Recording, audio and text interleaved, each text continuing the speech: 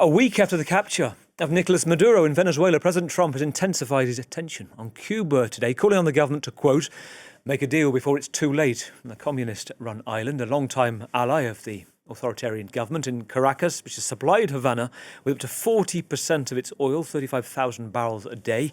President Trump saying no more, that it will stop. It effectively had with the naval blockade ongoing and the sanctions in place. But he hasn't specified the terms of a new deal. We have heard from the president in Cuba this afternoon as well, who has said that nobody tells Cubans what to do. So there's a watching brief there as things develop and bubble under the surface.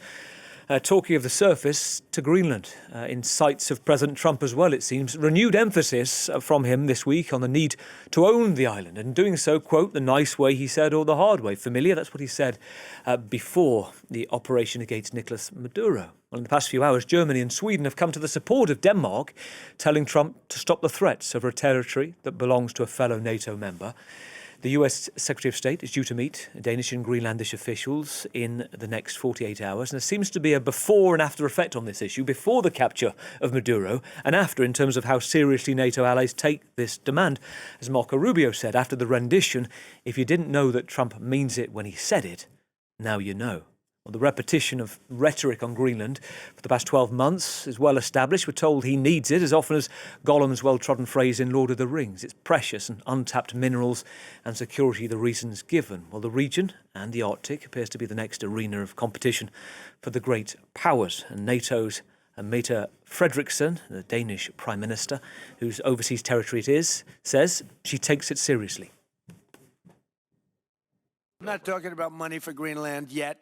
I might talk about that, but right now we are going to do something on Greenland, whether they like it or not, because if we don't do it, Russia or China will take over Greenland, and we're not going to have Russia or China as a neighbor. I would like to make a deal, the easy way, but if we don't do it the easy way, we're going to do it the hard way. Let's go to Greenland. Let's cross to Nuuk and bring in Casper Frank Møller, who runs the Raw Arctic Tour Company. Casper, it's great to have you on the programme tonight and understand from your perspective just how much talk there is. We're all often told to see between the noise and the actual signals of what is going on. How much anticipation, fear? You tell me what kind of how big this is as a story amongst you, talk of the street, in the pubs, and how it feels being at the centre of this. Thank you so much for inviting me here today. I would say in general, people are concerned. Of course, in the aftermath of what happened in Venezuela, you have to take it way more serious. I would say in general, people are quite split on the opinion whether Trump is going to annex Greenland or not. There is one part of Greenland who are worried. They talk about moving their finances. They talk about looking for other alternatives, shifting banks. And then there's another part of Greenland who doesn't believe it at all. They believe that it's not legally possible to persuade and to overtake Greenland due to being a NATO ally. So I would say, me personally, I have my doubts whether it's going to happen. We know that Trump usually aims for the moon and reaches the star.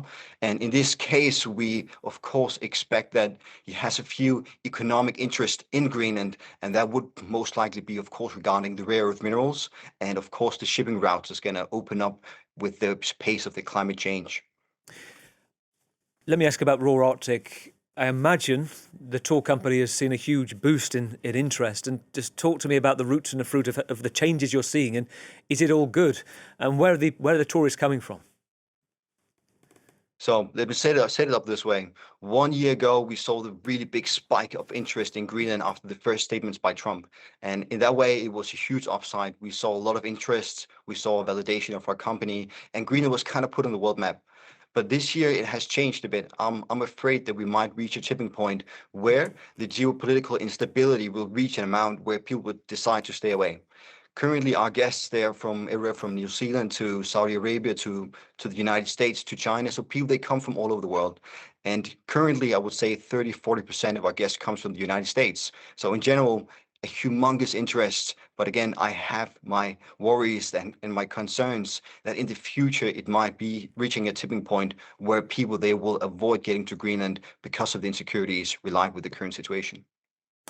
How much is dominated by sort of what you would call geopolitical tourism, the Americans perhaps, and others who are fundamentally interested on kind of the new world order and how Greenland could look, rather than the old world Greenland?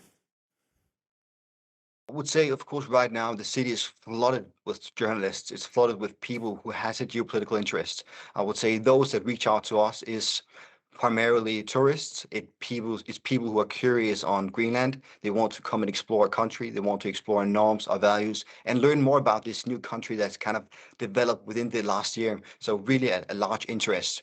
And we usually say that all people are welcome. We will allow you to come in to explore a country as long as you respect our norms and value. So we're not to be annexed. We're not to be sold, but we are here and open for exploring with everyone. I don't know your personal view, Casper. I would like to hear it, because there's been years of consternation about Danish being ultimately in charge, the overlord on foreign affairs and defence as an overseas territory, and wanting not just autonomy but independence. And whether for you, depending on how you feel about it, is there opportunity in the adversity of this moment? I would say when you look at the past year, again, the interest from Greenland, from the United States really put like Greenland on the world map, and it opened up some scenarios. It opened up for some debates regarding the prehistoric situation with Denmark and Greenland. So the talk about becoming independent became way more realistic. But again, you have to kind of approach it from different aspects. I think it's really important that you highlight it from a cultural independence, which we're working on right now, and another one that's called economic independence. And that's the difficult one to achieve, because currently we get 5 billion Danish crowns a year in a block grant. So there needs to be found some money somewhere to actually bring this into reality.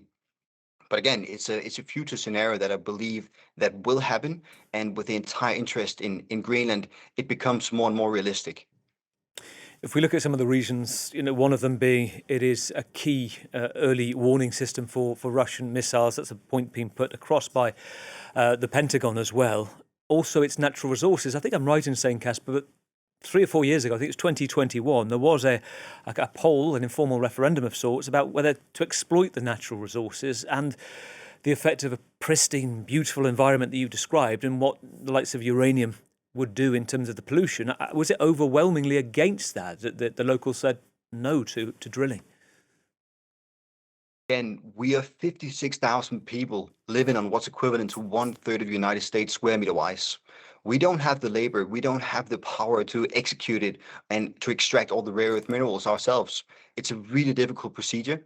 And again, us Greenlanders, we're used to having these nature. It's so embedded with our culture. It's so embedded in the way we live our lives. So for us to be starting disturbing this untouched raw beauty out there will just be a shame. Of course, we have to look into solutions on how we can enhance our economic situation.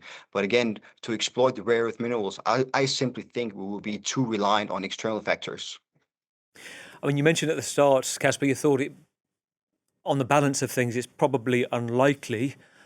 There's a key meeting coming up.